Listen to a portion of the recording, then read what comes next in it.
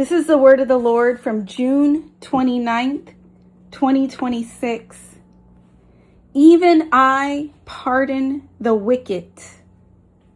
As stated in Isaiah 55:7, let the wicked forsake their ways and the unrighteous their thoughts. Let them turn to the Lord, and he will have mercy on them, and to our God, for he will freely pardon. I, the Lord, hear the cries of the merciful as they seek mercy, and I hear their requests. Blessed is he who knows my words and honors them. Blessed is he who abides in my words, and they abide in him. For I am looking for the man and the woman who knows me and who is ready to submit to righteousness, who is ready to forsake their own ways and the ways of the wicked, who is ready to let the world and all its sin and its evil and corruption go. For the one who is ready, I am here as I have always been here. The problem is many are not ready to part with sin and wickedness. Many are not tired of their lifestyle of iniquity and have not acknowledged their trespasses.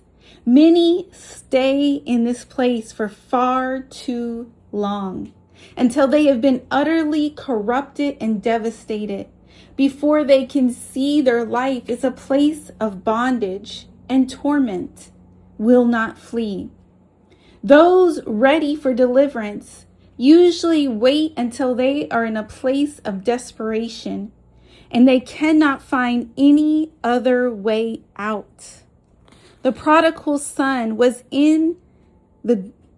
on the ground eating slop, completely destitute, pitiful, broken, and alone before he came to himself and sought the answer that was always there from the beginning, an answer that he had seen and knew very well, but had forsaken as not for him, reserved for his brother, but he believed he could go down another path and another road, not realizing how far he would depart from the goodness of God that he knew in his Father's house. He had tasted goodness and still left. Some have never tasted God's goodness, so they are rejecting what you are presenting to them, but without ever tasting it themselves. They are rejecting your taste in God rather than tasting him for themselves, because it's you. It is the way you are packaging God. They do not trust God because they do not trust you. They don't trust you because they don't trust your life. The prodigal son left his father's house because he wanted a different path from his brother, but not to be separate from his father. Just as Cain fought Abel in his father's house, not because he rejected his father, but because he rejected the path of his brother. He rejected the path of his brother, but knew his father. But with God, you must love him and your brother. Many fall in the category of either they reject the father or they reject their brother. If they never knew their father, then they reject their father. If they knew their father, then they reject their brother. These are the ways of man. And some have tasted and some have not tasted. And when tasted, they can come back to what they've known. If they've never tasted the Lord, then it will be a matter of drawing them in so they can taste the Lord.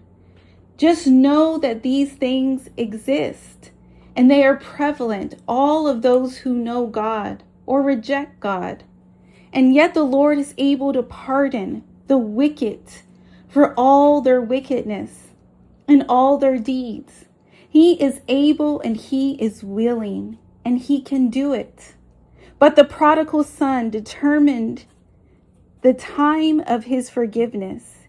It wasn't the father or the brother. It was by the time the son accepted his condition and then went back to his father's house to be accepted once again.